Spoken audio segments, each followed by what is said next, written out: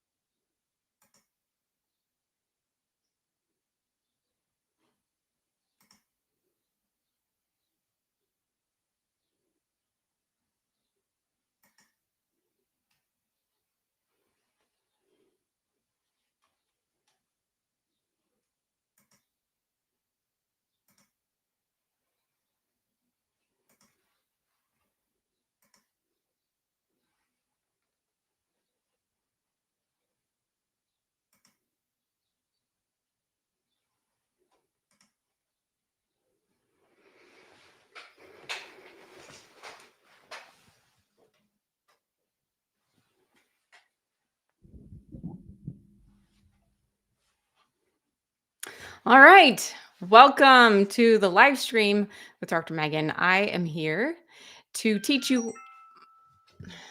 Turn that off. I'm here to teach you all about tapering off prednisone. This is a super important topic because you can get stuck here or doing it wrong can actually be fatal. So we want to get this right. And I asked for questions and I got a ton of questions. So many people filled out the survey asking me questions about tapering prednisone, and there were some major themes I saw. I'm not going to be able to address every single individual question, but over the course of the next hour, I'm fairly confident that I will be able to get the theme of the question answered. If you're here, okay, wonderful. I got to thank you. Glad to hear this is working. Anybody else, anybody commenting, let me know that you're actually here so that I know that the stream is working. This is new tech that I haven't used before. So it's good to see. Susan said she's here and thank you. Okay. So prednisone is a miracle medication and it saved my life.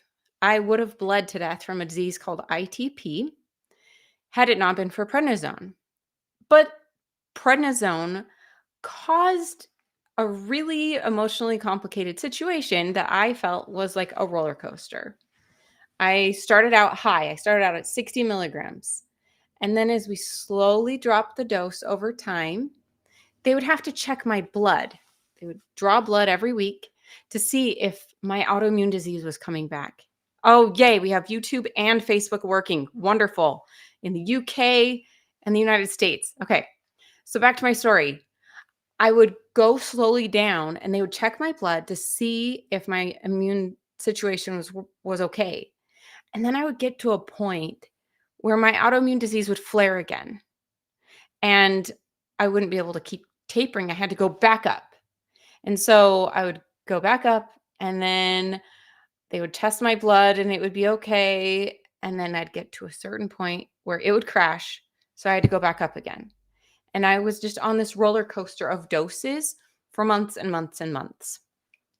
And it seemed like I would hit a wall at 15 milligrams or sometimes even 20 milligrams. And that's when my flare would happen. And it was just tragic every time. I was so sad every single time. And that spot is where I call the taper trap, where you want to decrease because you know how bad the prednisone is for you, but you can't because your disease will either flare or you're having some other issues show up. And so right there is the taper trap. And so what I want to cover today is strategies to overcome this taper trap because it doesn't have to be that way for everyone. There are things we can do to overcome that.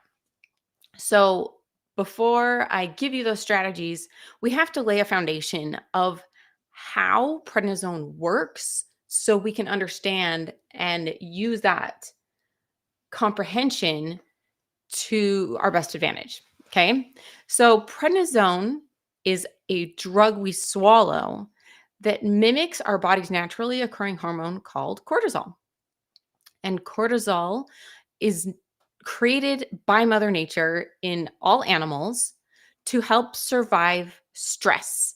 And usually the stress is acute, short term disaster, like a famine or a plague or a war, or for a gazelle, it's a tiger coming, giving them the energy to get away from the war or whatever. It's to help us survive.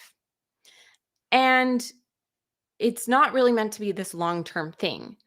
So our body doesn't want to have too much cortisol on board. So we have this beautifully intricate system where our two parts of our brain, our hypothalamus and our pituitary, connect with our adrenal gland on top of our kidneys. And they talk to each other in this cycle. And it's like a messenger is being sent from one to the next to the next. And if the message doesn't get sent, then they turn it off, right? Like if these are our messengers in some spy network and you don't get your weekly briefing that you're used to having, you go in hiding, right? Well, that's kind of what our adrenal system does. Or this time of year, my grass is not green. My grass is this awful shade of yellowish, grayish, greenish, brownish, right? Because in North America, it's winter time. And not only have we stopped watering it because it would like break the pipes, right? If they freeze, but there's not as much sun and it's freezing cold outside. And so, for all of those signal reasons, the grass goes dormant. It just kind of shuts down and doesn't do anything.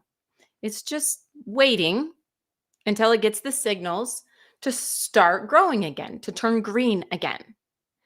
And some years we have an early spring and it starts changing colors sooner. But what's important is it doesn't change overnight, right? Like it's not like, oh, I turn on my water, it's hot enough, next day it's green. That's not how it works. It takes a few weeks, maybe even a few months to go from this ugly yellow dead grass to a lush green soft grass, right? This process is what it's like when we are expecting our brain and our pituitary, our two places in our brain and our adrenal gland to turn back on. It does not happen instantly. And so, with everything I'm about to say, I want you to understand that this is slow intentionally by Mother Nature. It's trying to help us get through the recovery. And so there's several parts of this recovery we need to consider.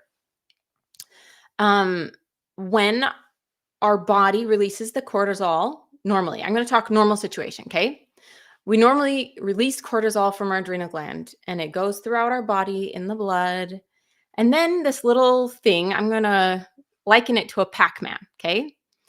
A Pac-Man is that little video game where it's eating these little white dots in a maze and it's trying to eat as many white dots before the bad guys come and get them, right? So prednisone is like that little white dot and it's eating it.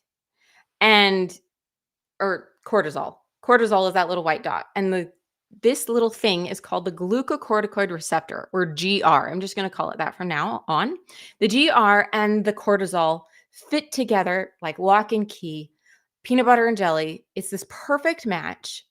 And when this happens, it sends a signal to your DNA to change things.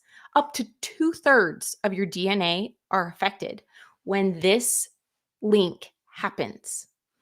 It's either turning on your ability to make proteins or it's stopping your ability to make proteins. It's changing so much of the way your body expresses DNA. It's increasing the amount of certain cells and killing off other cells. It's turning on these signals and turning off other signals. Lots of things are happening because the purpose is Mother Nature wants you to get through this disaster time by turning down inflammation. So when you're running away from the tiger, you're not going to feel the muscle pain. You're just going to keep running anyway because you have to survive. The guy on the battlefield doesn't feel the arrow in his back because he's just running away. It's amazing that it's causing this pain relief and the inflammation suppression and all of these things. And it's intentional. We've got to get through this disaster, right? So that's the normal situation. But then we're hijacking that with a pill. And normally our body makes the equivalent of about 2.5 milligrams of prednisone per day in cortisol. Okay. The equivalent about. And when you give your body 60 milligrams of prednisone, like that's where I started, that's humongous. All right. And in response, your body wants to keep the balance of glucocorticoid receptor to molecules of cortisol floating around in a right balance. It wants to keep it in what's called homeostasis. And so when now before you had 2.5, now you have 60, these glucocorticoid receptors are like, whoa, there's a lot more cortisol floating around than I can hold. Sends a signal to make more glucocorticoid receptors all over the place. And what's amazing is different cells, different organs in your body have different amounts of these glucocorticoid receptors. And so you're making more and more of them in response to the amount of cortisol floating around in your body. And so as you are staying on a high dose, anything above 2.5 milligrams, your body makes them. And it has to have them in order to use up all of that stuff that you've given it. But breaking down a glucocorticoid receptor is necessary in order for you to completely taper off of prednisone. You have to have the right balance of receptor to glucocorticoid. And if you go straight from 60 for like a month down to 0, now you have all of these receptors wide open, screaming, fill me up, I'm hungry, I need my food. And it's causing what's called withdrawal. And so the goal is to keep the balance of receptors to cortisol in a nice, just keep it balanced. You want to keep the ratio the same. And breaking down a glucocorticoid receptor takes time. Your body has to realize that there's less than before. And that's why we never go cold turkey from 60 down to 0 after being on it for a month, or even 20 down to 0 after being on it for a month. Any time longer than 10 to 14 days of treatment in a year, whether you're on 2 Medrol dose packs or what, anything longer that per year requires a taper. So that's one of the questions I got asked is, when do you have to taper? And it's when you're on more than 10 to 15 milligrams, 10 to 15 days per year. Okay. I guess 10 to 14. So now we've got to give our body this chance to recover. So there's 2 things to consider. There's this glucocorticoid receptor, but then there's another thing that has to start working again, and that's your hypothalamic pituitary adrenal axis. It has to turn back on. And I told you that's like my grass finally turning green again, but it doesn't even really start turning the wheel to start chugga until you're below 2.5 milligrams or even off completely. And so that process is slow, is steady, but it's unpredictable. Every single person is different. Like I told you, it's affecting up to 2/3 of your genes, and we all have different genes. So your ability to recover is going to be completely different than somebody else's. The factors to consider on whether or not you can taper include the drug. So for all intents and purposes, today we're talking about prednisone, but we could be talking about methylprednisolone, dexamethasone, hydrocortisone, or many others. All right. So it matters. If you're on prednisone, it's easier to taper than if you're on dexamethasone. They're different. They last different amounts of time, okay? Your DNA, I already talked about. Your dose. So if you're starting at 10, it's different than if you're starting at 60, okay? We'll get deep into the dose soon. And then the duration, how long you've been taking prednisone. So if you're only on it 10 to 14 days, you can just go cold turkey and go straight off of it. If you've only been on it a few weeks, then you can taper over a few weeks. If you've been on it a few months, you can taper over maybe a few weeks to a few months. If you've been on it years, it might take a year or so to get off of it. It's very patient dependent. And so those are the principles, the 4Ds of getting off of prednisone. Next, I want to talk about let me look at my notes really quick to see what I'm talking about next. Okay. Which principles did you guys all ask about that I wanted to cover? So I've already talked about, this is so important and I can't believe I didn't cover it yet. Can I just go off prednisone and not work with my doctor?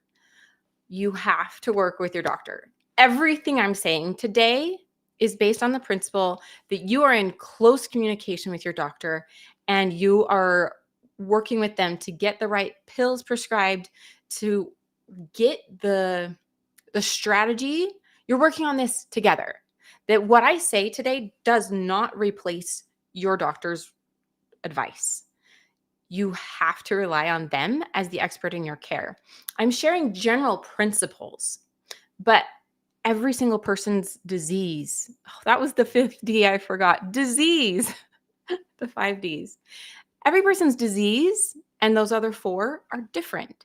And so I can't tell you for you which of the 5 Ds is the most dominant, that matters the most. And so if you're taking it for rheumatoid arthritis, my advice is going to be totally different than if you're taking it for asthma or COVID or something else. So your disease really matters, and your doctor is the expert in your care for your disease. So I want to share principles, but always go back to your doctor as the expert. And if your doctor's like, I can't prescribe it anymore, get a new doctor, get a second opinion. I did that when I was really frustrated with my care. I drove 300 miles each way to go see a different doctor and get a second opinion.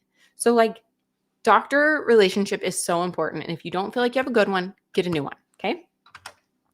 So that was the next really important principle. Okay.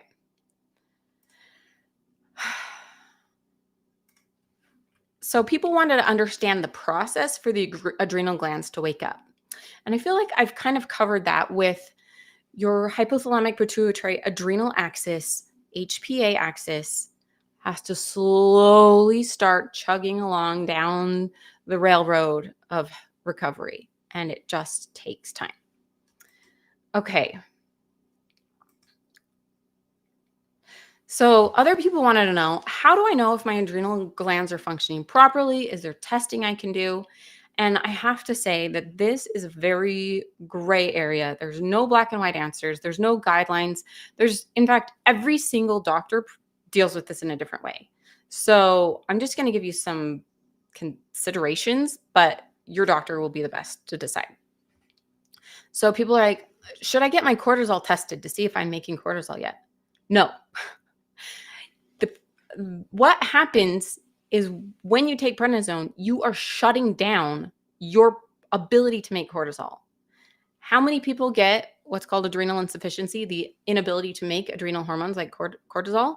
100% of people who take prednisone get adrenal insufficiency. So testing your cortisol will show that you got adrenal insufficiency at some point. So there's no point in testing while on treatment. The tests do not reflect anything proper as far as the HPA axis. It doesn't mean anything. That test doesn't mean anything unless your endocrinologist knows something that I don't know. And so what kind of doctor do you need to go to for that test is an endocrinologist. And then when could you test? 3 weeks after your last dose of prednisone is the only time that test really means anything, because then by then your adrenal system has had a complete opportunity to recover. And so you could get a 24-hour cortisol, usually blood or urine. And then they could do a really fancy test called the ACTH stimulation test. And there's multiple ways of doing that test, but you have to wait until you've been off it. And by then, we have two things we're trying to deal with, right? The adrenal insufficiency, which is your ability to make your own cortisol, and the glucocorticoid receptor causing withdrawals. That test is only for this. It doesn't test the glucocorticoid receptor. Nobody has a way to test whether or not you have too many glucocorticoid receptors. There's no way to predict whether you're going to go into withdrawal with a blood test. It's meaningless. So the only thing you can really do is listen to your body, is pay attention to the symptoms you're experiencing. So I wanted to share some ways people have described things that they're experiencing. These are some of the exact words of people who filled out the survey.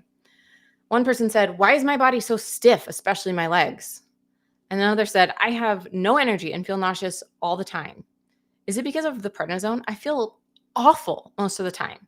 Another said, "Is it normal to have extreme fatigue some days where I can't do anything?" Another said, "I have huge hair loss since the cut, from 30 to 20 milligrams and on down now. Also, since the cut, I'm very tired and sleep a lot now. Is this normal? What should I look for?" I'm going to get to that.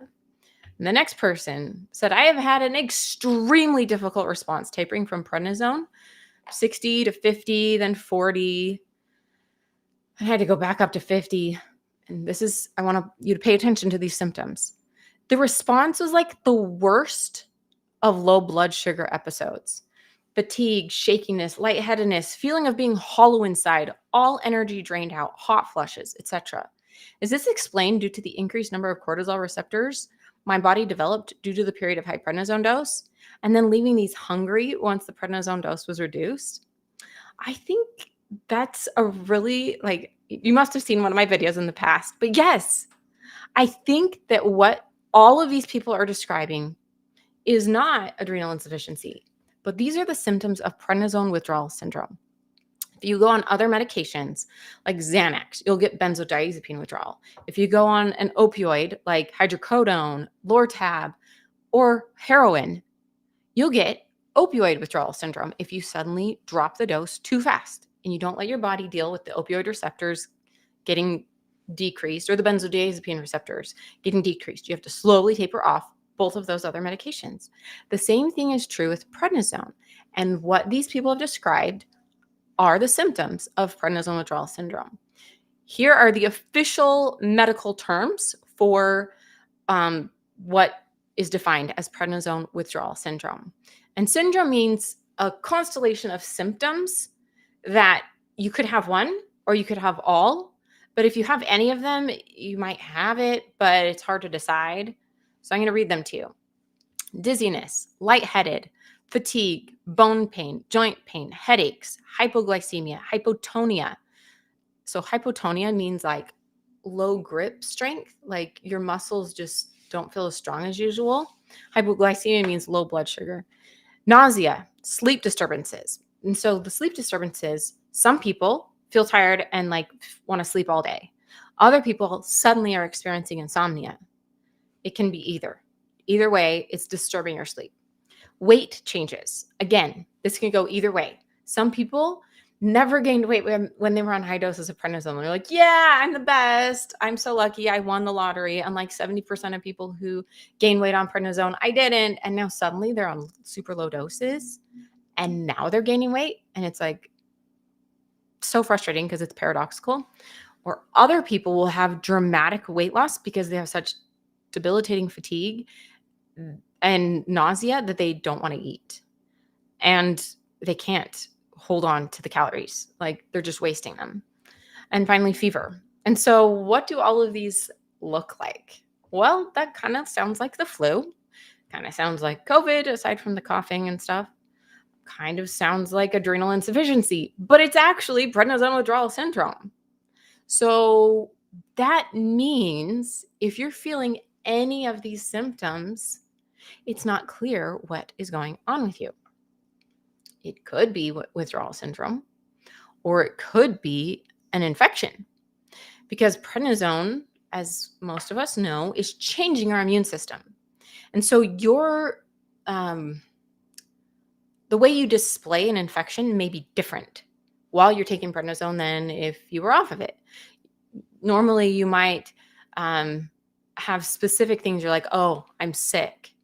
But on prednisone, those signals that you'd normally receive that I'm sick aren't being sent. That part of the immune system is suppressed. And so the first step is to tell your doctor so that they can rule out an infection. Okay.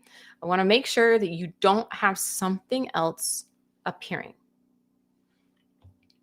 And then it could also be adrenal insufficiency, but it's pretty hard to have adrenal insufficiency when you're still taking 30 to 40 milligrams. It's really withdrawal. It's really this feeling of there's too many receptors and not enough cortisol.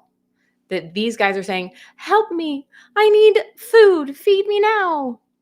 And we need to give them time to break down, okay? So what can you do if you're feeling those symptoms after you've talked to your doctor and they've ruled out an infection? Generally, there's only one thing you can do, and that's to restart the steroids at the lowest effective dose that you weren't having symptoms. So the one person was like, I went down to 40 and I had to go back up to 50, right? So jumping from 50 to 40 was too big of a drop. That was too dramatic for this person. And so either the length of time or the amount of drop needs to be different.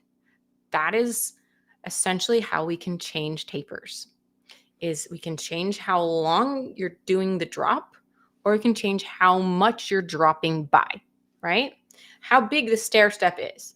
So whether it's a short little stair and it's quickly, or it's a really long stair before we're dropping, those are the things we can change. Or if you're dropping this much and then this much, we've got to figure out for you, based on those 5 Ds, which is the most appropriate drop in dose over time. Okay. Let's see. Okay. Looking at the questions that have come in. Lots of comments already.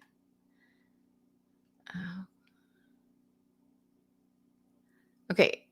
One person, back to the cortisol test. How often to get the cortisol blood test? I started with baseline at 2. Now need to get to 15.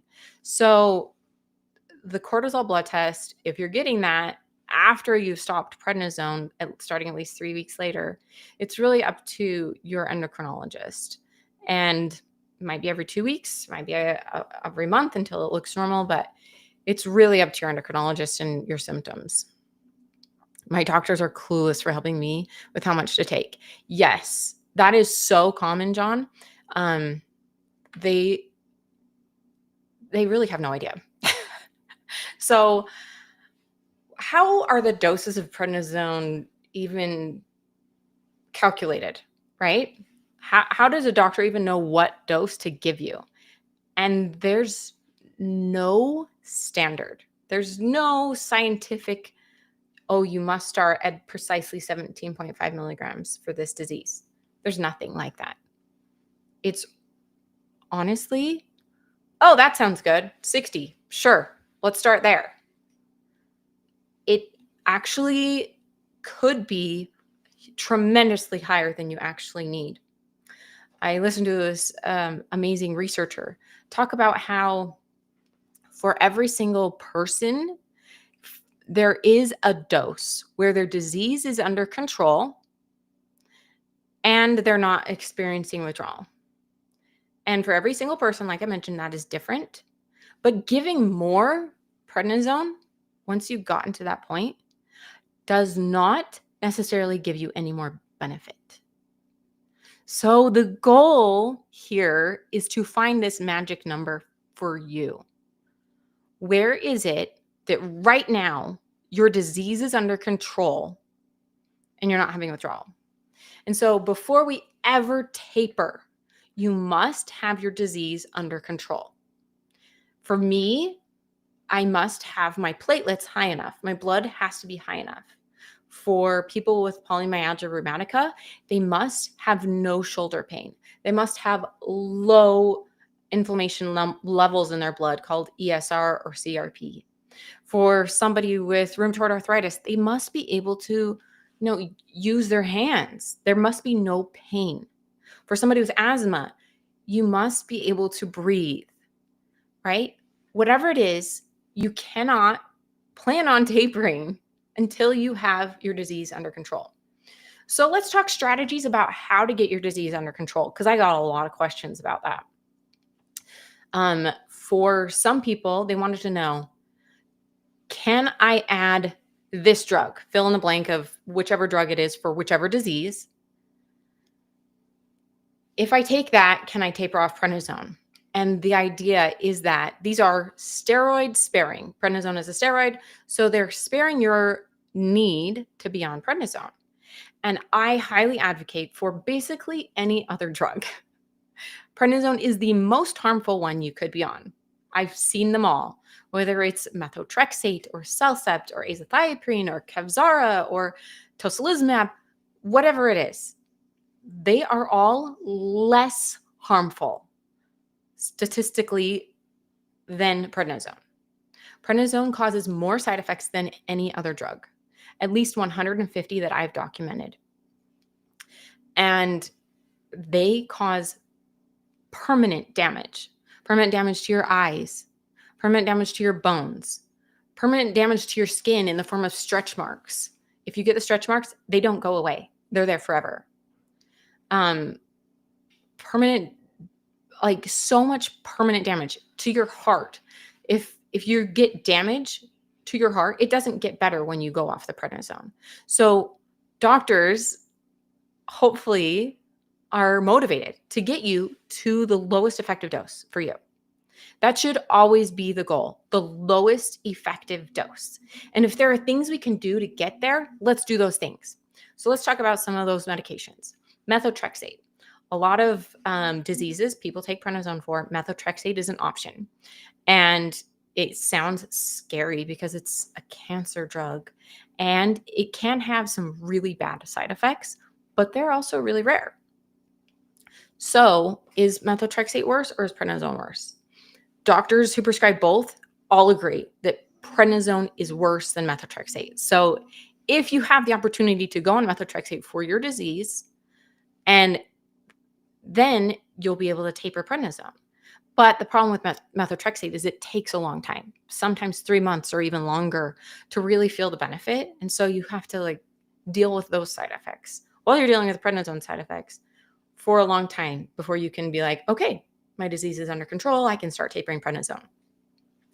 Then there are diseases like polymyalgia rheumatica or giant cell arteritis. And there are 2 new biologics that are now available. And they have been shown to help people be able to get off prednisone. Problem is they're incredibly expensive, have their own side effects, but they're less harmful than prednisone. And they just don't work that well. There's some people that they work with and others who never feel any benefit. So I figure trying them, getting them approved by insurance and giving them a good try is a really good strategy. Then there are what they call disease-modifying anti-rheumatic drugs. That's azathioprine, hydroxychloroquine, and many others. And these drugs change your immune system in a different way than prednisone. And they help put rheumatic conditions, whether it's rheumatoid arthritis or others, many, many others, they kind of help put them down, dampen that inflammation in a different way than prednisone does. And so sometimes they're enough to be able to taper off of prednisone or to get on a lower dose of prednisone. Let's see, are there any more medications people are asking about. Let me look.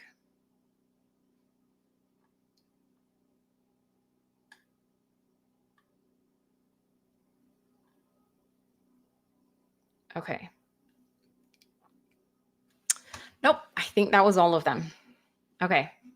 But basically, I definitely support getting on a steroid sparing drug. Talk to your doctor, see, is there anything else I could possibly use besides prednisone just to get you to as low a dose as possible?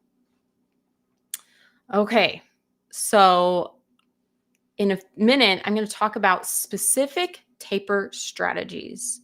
But I wanted to read the way this person described it because I thought it was perfect. Okay, I feel with tapering prednisone that I'm playing a game of chutes and ladders and losing. That is just a perfect analogy. That's how I felt. After 6 months, I am back to where I started due to flares and illness like COVID and sinus infections. Has anyone thought of inventing a prednisone pump like they have for insulin? This way, when you're under unusual stress, work out a little harder than usual, or get a common infection, you would automatically get more prednisone and not end up with a flare. I love this question. And yes, there is someone who thought of this. So I was actually on the board of the nonprofit organization that helps people get this. At the time, it was called the Adrenal Alternatives Foundation.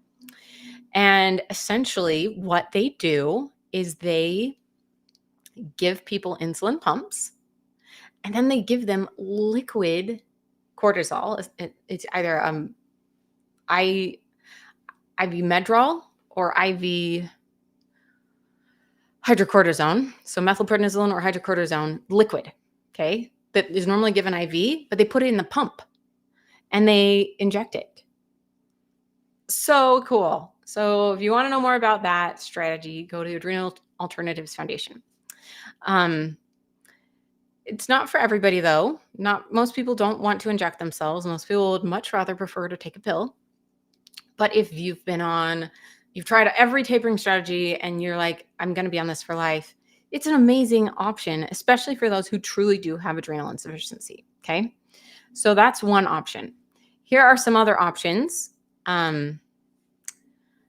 So that liquid, there's also for people who have symptoms that are worse in the night or like before they wake up in the morning. There's a specific thing we can do. So generally, for 99% of people who take prednisone, you should take it first thing in the morning with a glass of water. Someone asked specifically, do I have to take it with food? No, actually, I don't think you have to take it with food. I think that's a myth back decades ago when they discovered that prednisone causes gastrointestinal issues. But they discovered that it's actually a drug interaction with ibuprofen or naproxen or other medications like that, NSAIDs, that the combination of those two is very toxic to your gut and can lead to ulcers and holes in your gut and to bleed and could kill you. So as long as you're avoiding that combination of prednisone and NSAIDs, you don't need to avoid food. I mean, you don't need to take the pill with food. You can take prednisone with just some water.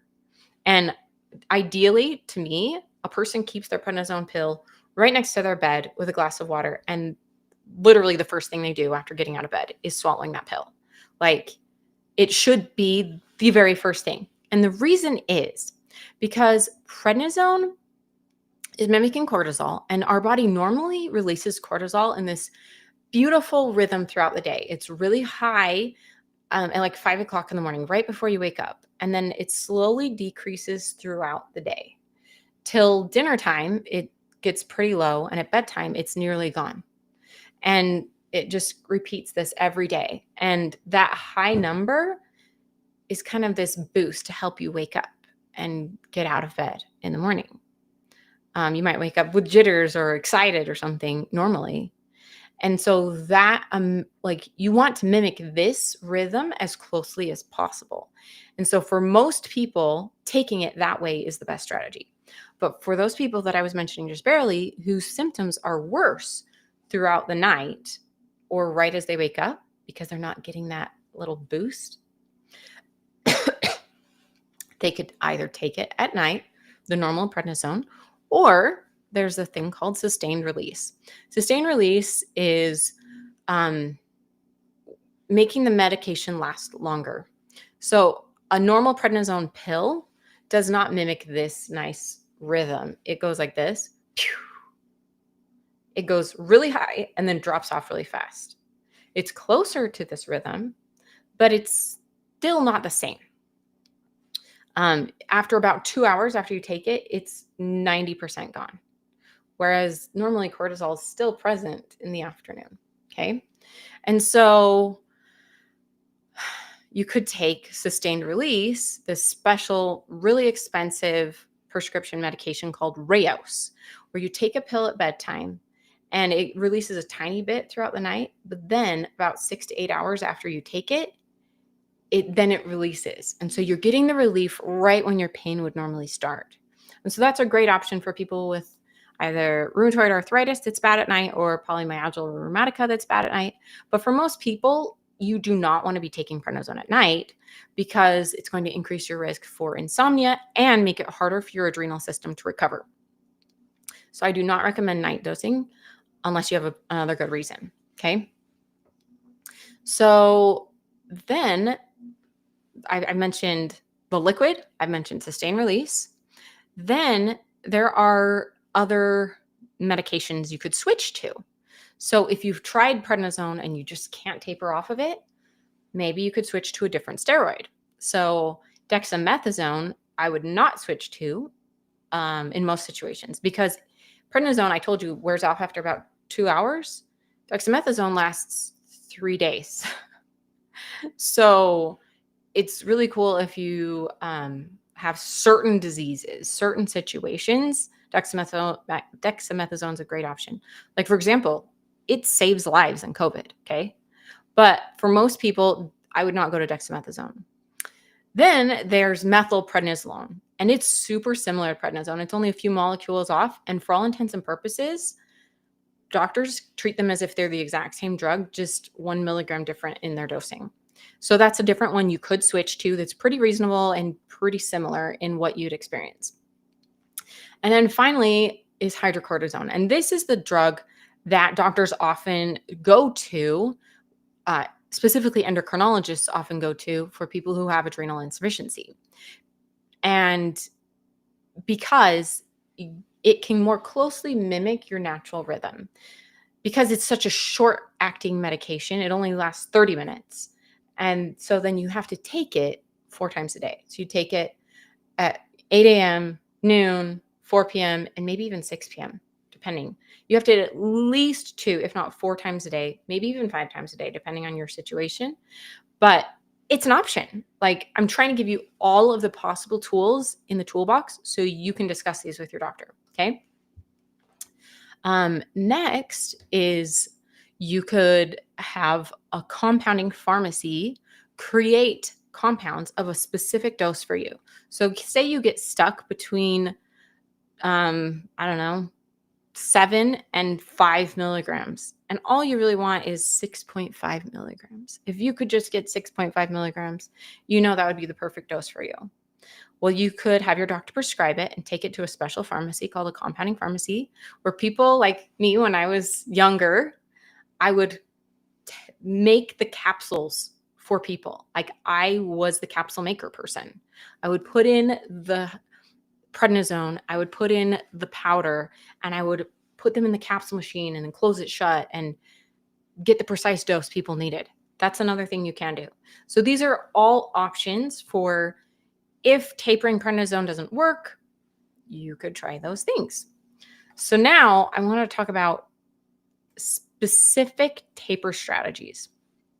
Okay, actually, before I do that, I want to see comments.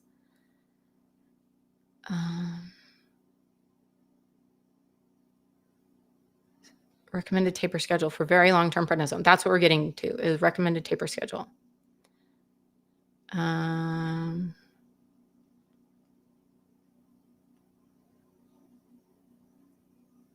Okay, another medication. Great. Yes, Martha said, had rituximab infusion. Advised to stay on prednisone 10 milligrams and try to taper in 3 weeks.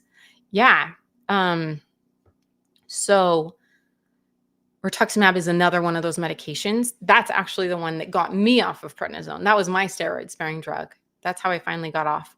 So that's a definite option. How do you push through below 10 and figure out if it is prednisone or cell-sub withdrawal? Ooh, that is super tricky. And I'm going to talk about prednisone withdrawal because cell-sub withdrawal is a totally different thing. But let's see. I've been off. Moon face is still there. Okay. All right, so let's talk about those specific taper strategies that Susan wanted. So if you haven't already, I highly recommend you download my prednisone taper chart. I'm going to drop a link to it in the chat so you can download it and see what I'm talking about. Okay, this is how to taper prednisone. Lots of options. All right.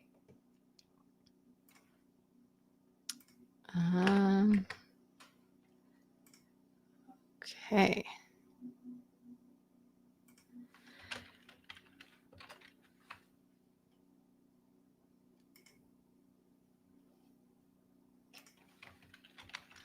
I'm trying to see if I can broadcast it, but I don't think I have. I don't think I'm that savvy yet on this technology. Let's see.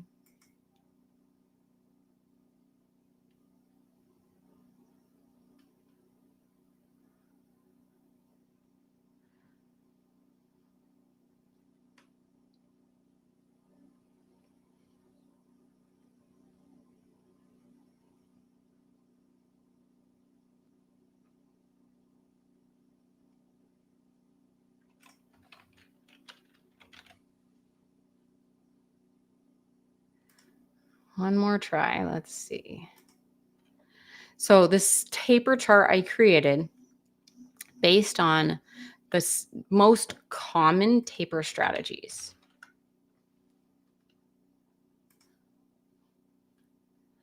And the first one that I'm going to show you is the one that you see in the pharmacy. That when I worked in the pharmacy, in the family pharmacy or at the grocery store pharmacy, this is the most common one that you would see. And can I broadcast this? Guess not. You'll have to download it to see it. But essentially, this is the most common short-term prednisone taper chart. It is based on the idea that if you've been on prednisone for less than, say, 3 months, this is a way you could taper. And it's 5 weeks long, and it's dropping from 40 in the first week. You take 40 every day for a week. Then week 2, you take 30 every day for a week. Week 3, you take 20 every day for a week. Week 4, you take 10 every day for a week. And week 5, you take 5 every day for a week. One question I got all the time is, what if I get to 5 or I get to 2.5? Can I just stop? Yes, you can. Unless you start feeling withdrawal symptoms, right? Like we covered those symptoms. Listen to your body the whole time you're taking it to see if those things are coming back, right? You're feeling basically like you have the flu. So yes, when I took prednisone, I took 5 milligrams for a week and stopped. It was enough for me. But some people, it's not enough. I'd say 80 to 90% of people can do that kind of taper after about 3 months or so, and they'll be fine. It's the 5 to 10% of people who need a longer term taper, either because of one of the 5 Ds. And so let's talk about what those could be. So this is the first one was 5 weeks. This one is 14 weeks. Okay. And the principle of tapering is that it is not the number of milligrams that matters, the number of milligrams that you're dropping that matters. It is the percentage of the dose that you're dropping that matters. So when you're dropping from 60 to 40, that's a third of the dose, right? That's 33% of the dose. That's pretty aggressive. If you drop from 60 to 50, now we're closer to 15% of the dose, right? 10 milligrams out of 60. So it's better to be dropping somewhere in the range of 10 to 20% per dose drop. Okay. That is the maximum for some people who are sensitive that we can deal with. And if you're really having a hard time with withdrawal syndromes, it needs to be 10 to 5% drop per time. And then the next question is how long? So for this one, often people have little issue dropping from 60 to 50 to 40 to 30 to 20. It's somewhere between 20 and 10 that people often get stuck. That's usually like a stopping point. For me, it was 15 milligrams. For other people, it could be anywhere in that range. That's the most common place to have an issue.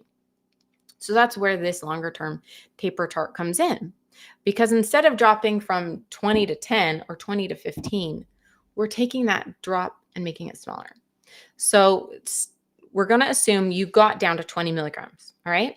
Now that you're at 20 milligrams and you do that for a week, we're going to drop by 2.5 milligrams. That's, 2.5 out of 20. That's not 20%. It's less than 10%. I think it's about 15%.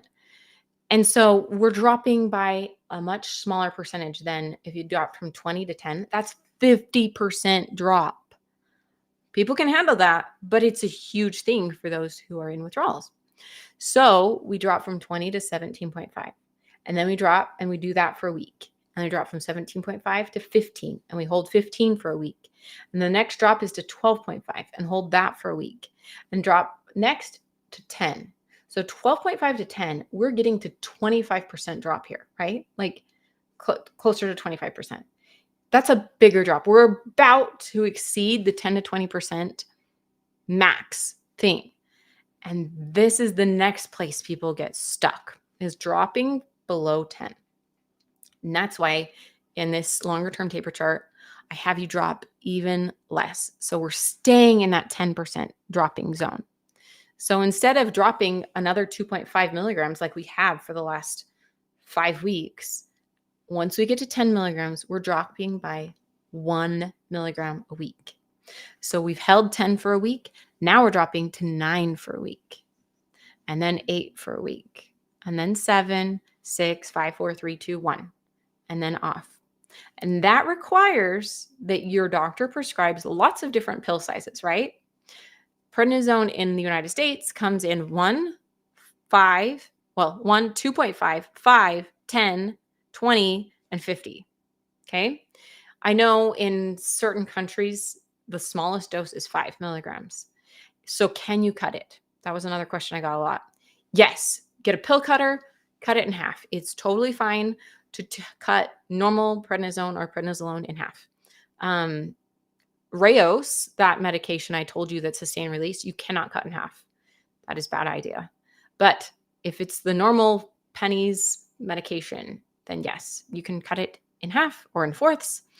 It's pretty impossible to cut a tablet smaller than fourths without it just crumbling to dust. So that is another way you can get there. But the best strategy, if you're going to be doing this, is to get prescriptions for both 5s and 1s so that you can reach that 6 milligram dose or that 7 milligram dose. Okay. So this is the longer term taper chart that a lot of people have found success with. But there are certain conditions. Remember, we're always trying to keep our disease under control and avoiding withdrawal syndrome. That's where we're always looking to keep that balance. Is your disease flaring? Are you suddenly having rashes or fevers or pain that you weren't having before that you normally feel as a symptom of your disease? Or are you having things that are new and miserable that are not normally symptoms of your disease? That's probably withdrawal. But if you have polymyalgia rheumatica and you have shoulder issues and now you're getting shoulder pain again, stop tapering. Your disease is coming back. You never keep tapering if your disease is coming back. We only do this if your disease is in remission, if your disease is under control with another medication or something. Like, don't bother tapering. The point of prednisone, it saved my life. I literally would be dead without prednisone. The point of it is to give you benefits that are worth it for a certain amount of time, right? So if it is worth it, keep going. Okay, so here's another taper chart. And it's essentially those same milligram drops from 20 to 17.5 to 15. And then when we got to 10, dropping by 1 milligram. But instead of doing it over a week, it's over a month before we're dropping. Okay. It's slowing down the amount of time between drops. And that is really helpful for people who've been on prednisone a long time, to take 14 months, a year and 2 months to do this taper. Okay. And if that works for you, awesome. Congratulations, you're off prednisone. That is fantastic. But what if even that much of a drop is too much for you? What if dropping from 10 to 9 is still too much? What can we do? Well, that's where we get to the alternate day strategy. Now, the alternate day strategy is in the package insert for prednisone, but it's a little different than what I'm going to describe right now. I'll tell you what is in the package insert. Like, this is FDA approved dosing strategy, okay? The idea is, back in the 90s, they thought you could preserve your adrenal function if you did this alternate day dosing. And it was take 10 milligrams, like your normal dose, on day 1, and the next day take nothing. Day 2, take 10 milligrams. Day 3, take nothing. Day 4, take 10 milligrams. Day 5, take nothing. And whatever number it was at. Essentially, the thinking is, if we go off it like this, then your adrenals can recover faster. I have not seen this be very successful, going from dose to no dose, dose to no dose. I have not really heard of anyone who has had success with this FDA approved dosing strategy. I know doctors will do it and maybe it will work. Those people just have never told me. So it's possible, but I just have no personal knowledge of it. And I don't know if they've ever proved that it does help with adrenal recovery. It was just, hey, maybe this will work. Somehow they got that FDA approved. Anyway, so the idea is you do something different each day, okay? Instead of going big dose, no dose, big dose, no dose, when we do this alternate day strategy that I'm about to propose, it's a very small difference between each day. Okay, so day 1, you take your old dose. We're going to start at 10. You take your old dose, 10. Day 2, you take new dose, 9. Day 3, you take old dose, 10. Day 4, new dose.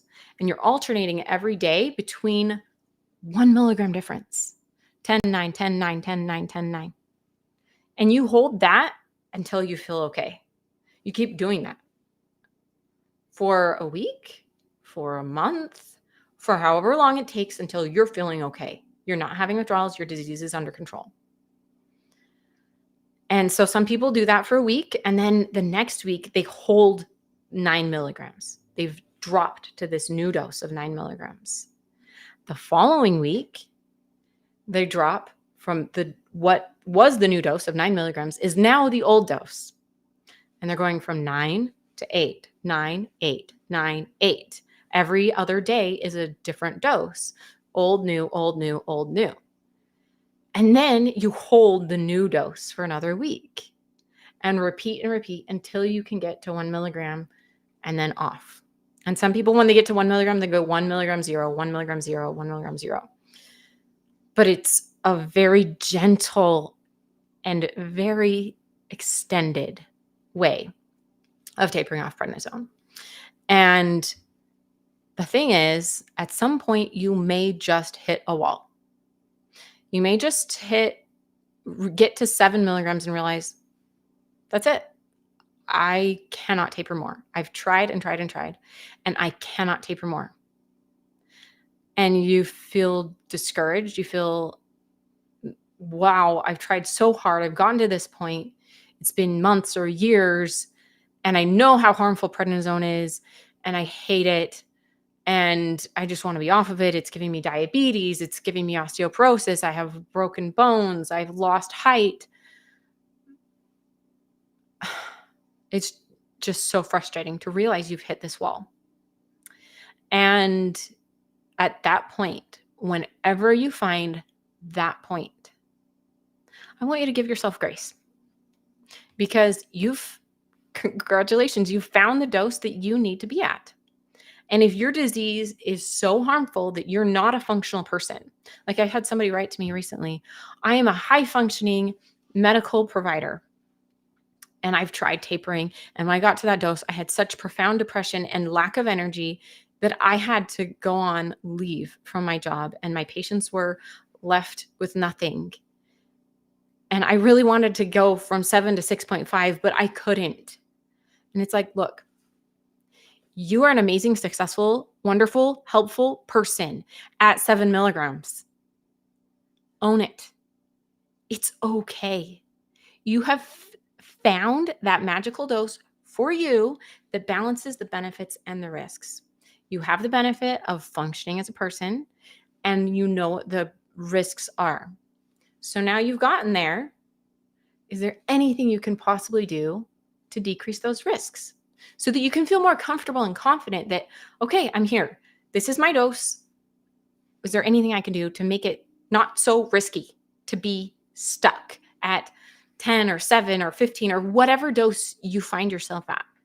Is there anything I can do to make it not so harmful on my heart, my bones, my eyes? What can I possibly do? Well, I have a lot of strategies in my prednisone taper chart of what, like the exact things you need to do. But there's one more thing that is so vital to understand. And that is that some of these symptoms we're experiencing and many of the side effects are because prednisone, like I told you, is designed to be like cortisol to get us through a disaster. And then it's supposed to go away. And so during that disaster, our body has built up a savings account in our muscles and our bones, of all of these, in our liver, of all of these nutrients that we need. And that savings account is now being drawn down to give you the sugar, to have the energy to run away, to give you the ability to not fall asleep when you need to keep pushing through the night to get to your safe destination. Mother Nature wants survival now and doesn't care what the price is for all those long-term things. And so Mother Nature is spending the savings account. And that's wonderful if you're in this disaster and it's going to end. But that's horrible if you are going to be taking prednisone for the rest of your life. Because what can you possibly do? Well, you can add back what Mother Nature is stealing. From your bones, Mother Nature is stealing cortisol. The cortisol is stealing calcium, vitamin D, magnesium, potassium, collagen. All of these things are being taken from your bones to make them thin and brittle. And normally they're strong, but then they get less and less. And then they can break, and your spine can compress on itself and you lose height. Your muscles are losing magnesium and other things to be strong. And so when your muscles aren't strong enough to hold up your spine, you're more likely to break those bones, right? You're not as capable of not falling because your muscles aren't doing the right job supporting your skeletal system. And so all of these things are happening, just putting you in a spiral. But what if we gave those things back? What if instead of just watching our bones and muscles and eyes and things just waste away, what if we could do something? And when I had to take prednisone for 8 months, and then I had to go on rituximab with a chemotherapy medication, I was staring at the ceiling and thinking, this is so horrible. I wish there was anything else that could be done for me.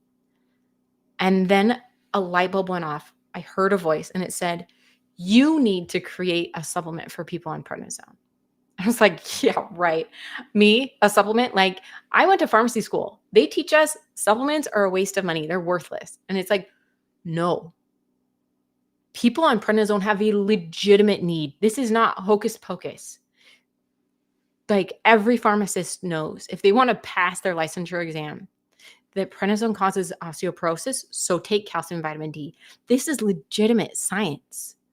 Other studies have shown that the high blood sugar, the glucose changes, the hunger, weight gain are because prednisone is stealing chromium, this mineral that we absolutely need and normally have enough of, but prednisone is causing us to lose it.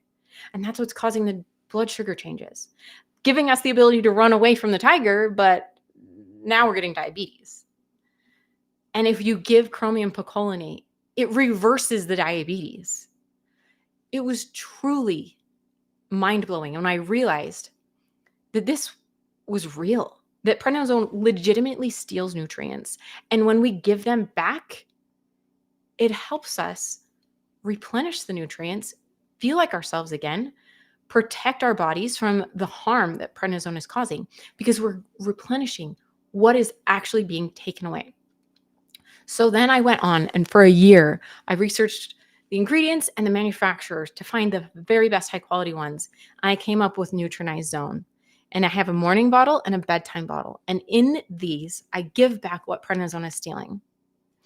It's designed to help you be able to taper off prednisone and recover from taking prednisone with the most healthy body you can possibly have.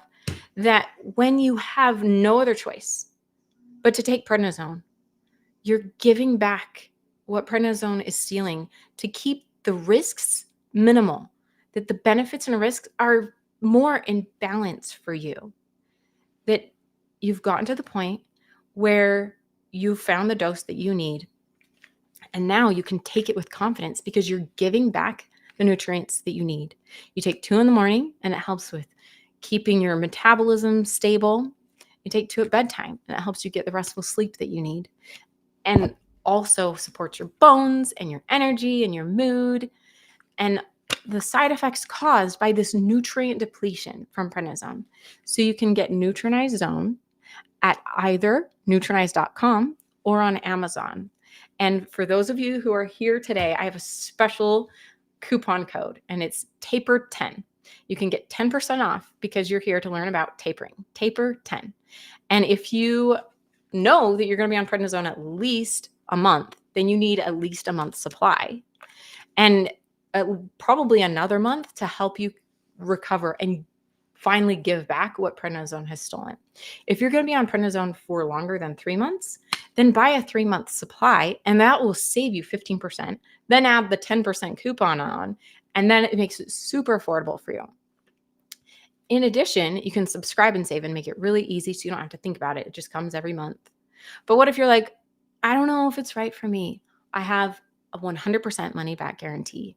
Just contact me and I will refund your money immediately. No questions asked. And so you have no reason not to try Nutrinized Zone. I'm confident it will help you. Thousands of people on prednisone have taken it and it has helped them.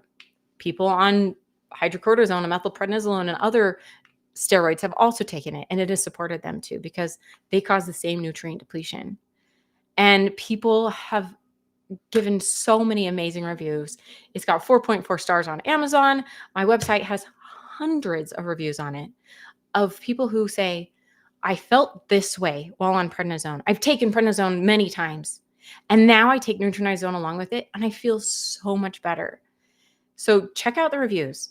People love it. People love feeling that peace that comes with knowing they're doing everything they can to support their bodies while taking prednisone.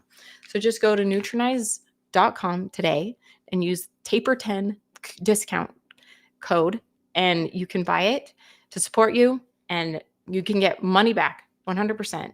No questions asked. So go to Nutrinized Zone right now. All right, I'm going to look for a few more questions while you get the chance to go to my website. Okay, can you get those in the UK, please? I'm sorry, Trisha. In Canada, I'm sorry. I wish I could. It's just so hard importing things like that. They get caught and then you have to pay this huge fee, and it's really hard. So I don't sell out of season anymore. If you have a friend in the United States who's willing to buy it for you and ship it to you, that's an option. You could try. Michelle says, I'm allergic to most vitamins and supplements. Yeah, that's a thing. Like often people who have to take prednisone also have a lot of complications when it comes to allergies. And so I get it. I get it. If there's one thing in here that I would recommend, actually two, um, if you're having metabolic issues, whether it's weight gain or blood sugar changes, definitely get some chromium picolinate. I don't know anyone who's allergic to that. Get that one. At the very least, get chromium picolinate.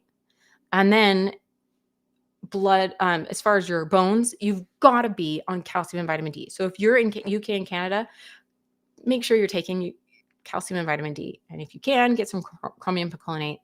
Magnesium's super helpful. I have so many ingredients in here that are very expensive. If you were to buy them all separately, it would cost way more than 2 bottles that you get with one purchase. MCAS. Yeah, sorry, Trisha. Okay, let's see. You're welcome for the reassurance, Laura. Leslie says, under 15, I don't do well. My doc is trying to stop my prednisone and the infusions aren't working. Prednisone, the only med that helps me. Yeah, it's true. Like for a lot of people, there's nothing else that helps. You've tried all of those steroid sparing alternatives, and you just have to find that lowest effective dose for you and then do all the things I outline in my prednisone checklist and replenish the nutrients you need to help you feel confident that you're doing exactly what you need to do. John says when he has a taper, he flares. Yeah. So whatever dose that is that you're not flaring, stay there for a long time until you're feeling really stable with your condition. Trisha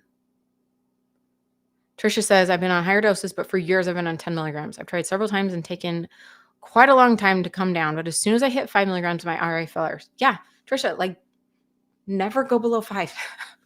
Just own it.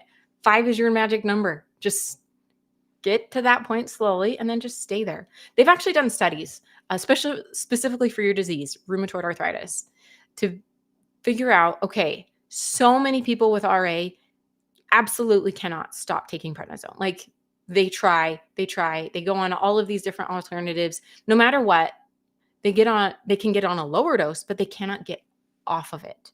And so they've tried to figure out, okay, where is it that it's definitely harmful or less harmful? And for rheumatoid arthritis specifically, above 10 milligrams is definitely harmful. So doing whatever you can if you have that disease to get below 10 is fantastic. If you have other diseases, they have different numbers. But being at 5 milligrams a day, they've shown for RA is the best benefit of risks and benefits. If you can get to that point and stay there, they've shown that it decreases your erosions, like the breakdown of your bones from the rheumatoid arthritis. It decreases your risk for osteoporosis. Like what? Well, RA itself can increase your risk for osteoporosis. So getting to 5 is fantastic because it's the benefit of keeping your disease in like low enough remission, but not having too much prednisone harm. So somewhere around 5 for that disease is safer than trying to get off and failing to get off and having the disease flare again. But definitely talk to your doctor about it. Okay. Does any of the symptoms are life-threatening? Ooh, yes. Thank you. That's super important to know.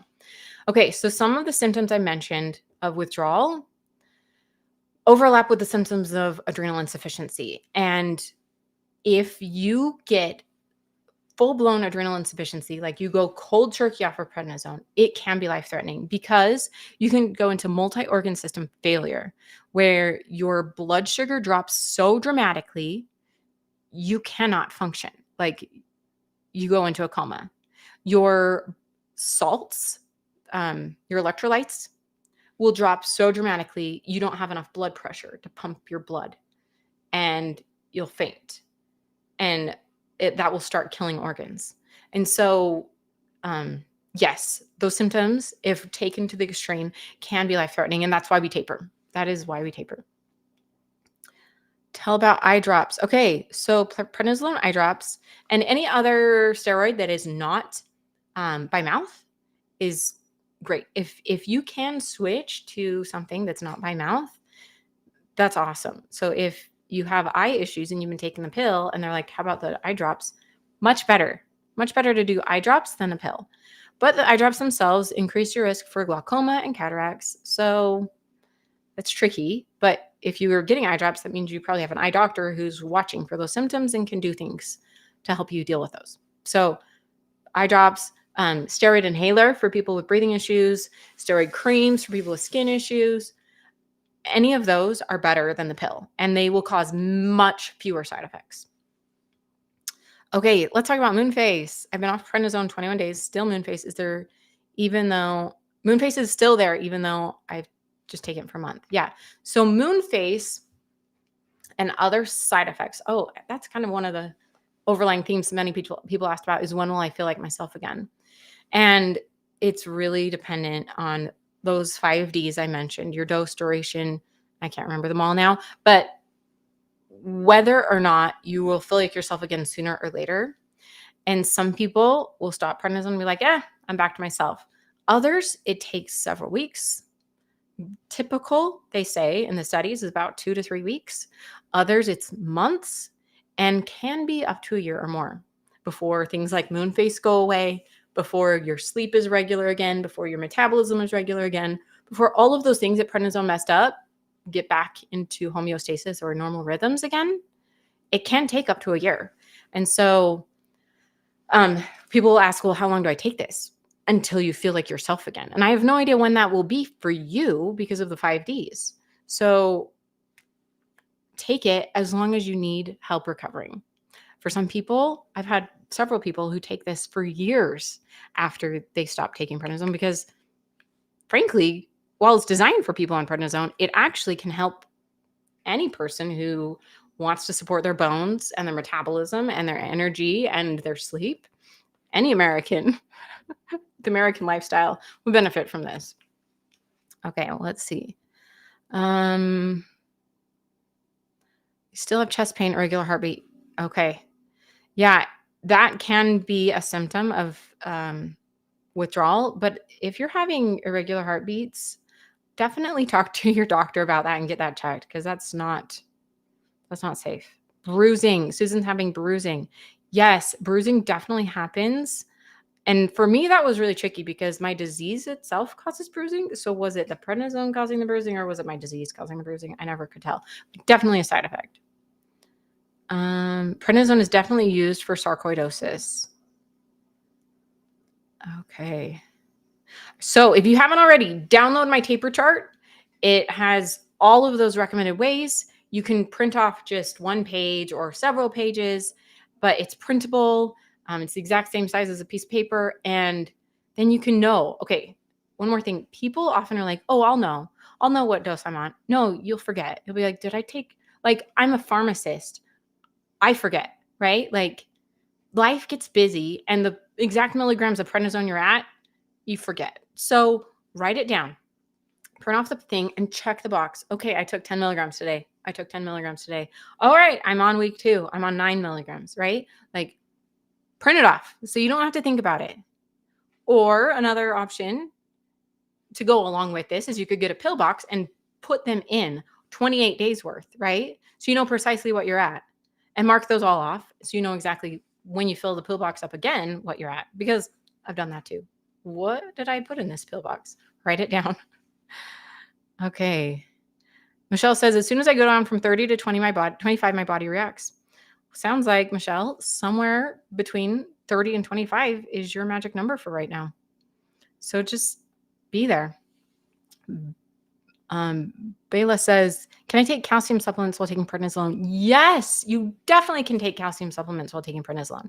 In fact, the doctors who prescribe prednisone the most recommend everybody taking prednisone over 2.5 milligrams a day takes calcium and vitamin D and get your vitamin D level checked. if you haven't already, to see how low your vitamin D level is. Because this time of year in the northern hemisphere, people often have super low vitamin D levels because your body makes vitamin D from sunlight, and you can't make it during the winter time because there's not enough of the right kind of sunlight to allow you to make vitamin D.